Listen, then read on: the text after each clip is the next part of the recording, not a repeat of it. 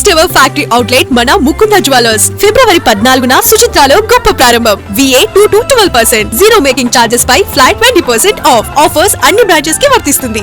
War 2 shooting ఈ నెల 15 లోపు పూర్తి కాబోతోంది. కేవలం సాంగ్ షూటింగ్ మాత్రమే పెండింగ్ అని తెలుస్తోంది. వచ్చే నెల నుంచి డ్రాగన్ షూటింగ్తో బిజీ కాబోతున్నాడు తారక్.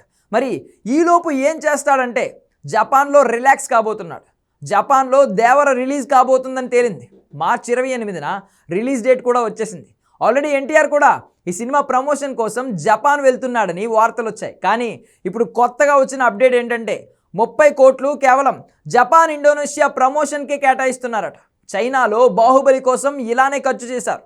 ఆమీర్ ఖాన్ తన దంగల్ని 2000 కోట్ల మూవీగా మార్చేందుకు అప్పట్లోనే 50 కోట్లు ఖర్చు చేశాడు. సో ఆల్రెడీ ఇండియాలో హిట్ అయిన మూవీలు చైనాలోనో జపాన్లోనో దుమ్ము దులపాలంటే ఇలా ఖర్చు పెట్టాలా? దేవర ప్రమోషన్కి పెట్టే 30 కోట్ల వెనక 1000 కోట్ల లెక్కలున్నాయా? అదేంటో చూసేయండి.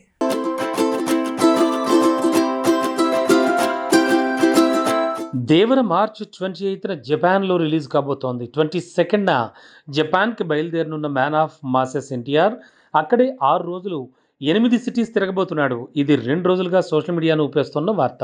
కొత్త అప్డేట్ ఏంటంటే దేవర జపనీస్ వర్షన్ ప్రమోషన్కి ఏకంగా 30 కోట్లు ఖర్చు చేయబోతుండడం. ఏదో అక్కడున్న ఫ్యాన్స్ని కూల్ చేయడానికో లేదంటే అక్కడ ఎంతో కొంత మార్కెట్ పెంచుకోవడానికో సినిమాను ప్రమోట్ చేస్తున్నారు అనుకుంటే అర్థం ఉంది. కానీ దానికి 30 కోట్లు పిచ్చోళ్ళకి ఖర్చు చేస్తారా? ఛాన్సే లేదు. పక్కాగా జపాన్ మార్కెట్ వల్ల మన సినిమా స్టామినా పెరుగుతోంది. RRR మూవీ జపాన్లో 81 కోట్లు రాబట్టింది. చాలా తక్కువేగా అని అనిపించవచ్చు. కానీ జపాన్లో థియేట్రికల్ బిజినెస్ కాకుండా సోషల్ మీడియా, OTT ఇలా కూడా అక్కడ మన సినిమాలకు 350 కోట్ల వరకు మార్కెట్ వాల్యూ ఉంది. అంతెందుకు, ఇండియాలో అత్యధికంగా వసూళ్లు రాబట్టిన హిందీ మూవీ దంగల్కి ఆ హోదా వచ్చింది చైనా వసూళ్లతో. ఇండియాలో కేవలం 500 కోట్ల లోపే రాబట్టింది దంగల్ మూవీ. కానీ చైనాలో 1500 కోట్ల వరకు వసూళ్లు వచ్చాయి. అలా అది బాహుబలి తాలూకు 1850 కోట్ల వసూళ్ల కంటే ఎక్కువ రాబట్టిన మూవీగా మారింది. సో ఒకప్పుడు తెలుగు రాష్ట్రాల్లో థియేటర్ బిజినెస్సే గొప్ప. ఆ తర్వాత US, UKలో సెటిల్ అయిన తెలుగు వాళ్ళ సంఖ్య పెరగడంతో అక్కడి నుంచి కూడా రెవెన్యూ వస్తోంది. OTT, శాటిలైట్ తర్వాత ఇప్పుడు జపాన్, చైనా, ఇండోనేషియా, మలేషియా కూడా ఇండియన్ సినిమాలకు అడ్డాగా మారిపోతున్నాయి.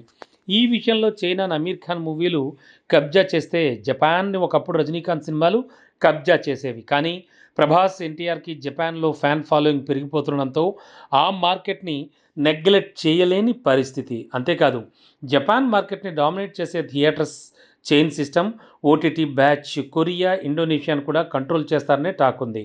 సో జపాన్లో మన మూవీ ఆడితే వాళ్ళ సాయంతో కొరియా, ఇండోనేషియా మార్కెట్లో కూడా ఈజీగా మన సినిమాను సేల్ చేసుకోవచ్చు. అలా లెక్కేస్తే దేవరకు జపాన్, ఇండోనేషియాలో ఏమాత్రం మంచి టాక్ వచ్చినా 100 నుంచి 300 కోట్ల వసూళ్ళు వచ్చే ఛాన్స్ ఉంది. అందుకే 1000 కోట్ల క్లబ్లో కాస్త ఆలస్యంగా అయినా ఈ మూవీ అడుగు పెట్టేలా ఉందంటున్నారు. ఆ ఛాన్స్ ఉంది కాబట్టి 30 కోట్ల పెట్టుబడి, వారం రోజులు 8 జపాన్ నగరాల్లో ప్రమోషన్ కోసం తారక్ ఇంతగా కష్టపడేందుకు సిద్ధపడ్డాడు అంటున్నారు.